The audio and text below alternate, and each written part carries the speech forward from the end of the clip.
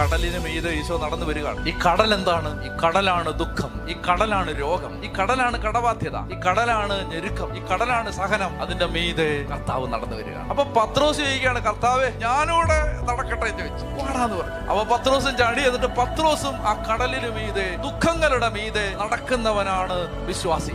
ദുഃഖങ്ങളുടെ, ദുരിതങ്ങളുടെ, പ്രതിസന്ധികളുടെ മീതെ നടക്കുകയാണ്. പ്രശ്നമുണ്ടോ എന്ന് ചോദിച്ചാൽ ഉണ്ട്, പക്ഷെ അതിന് മേളിൽ കയറി നടക്കുകയാണ്. ആ സമയത്ത് അല്പവിശ്വാസി വേഗം വിശ്വാസം ക്ഷയിച്ചിട്ട് വെള്ളം കയറി അങ്ങ് പൊങ്ങി വന്നപ്പോ അയ്യോ താണു പോണേന്ന് പറഞ്ഞ് താണു. അപ്പൊ കർത്താവ്, അതാണ് അതിനകത്തെ മനോഹരമായ രംഗം, കർത്താവ് അപ്പടിയടാന്ന് പറഞ്ഞു കൈ നീട്ടിക്കൊടുത്തു. പത്രോസ് കർത്താവിന്റെ കയ്യിൽ പിടിച്ചിട്ട്, അടുത്ത രംഗമാണ് ഈ പത്രോസിന്റെ കൈ പിടിച്ചിട്ട് ഇവര് രണ്ടുപേരും കൂടെ ഒരു നടത്തമുണ്ട് വഞ്ചിയിലേക്ക്, കടലിന് മീതെ. പത്രോസ് നടക്കുന്നു, കർത്താവ് നടക്കുന്നു. വിശ്വാസി, നിന്റെ കയ്യിൽ പിടിച്ചിരിക്കുന്നത് കടലിനെ സൃഷ്ടിച്ചവനാണ്.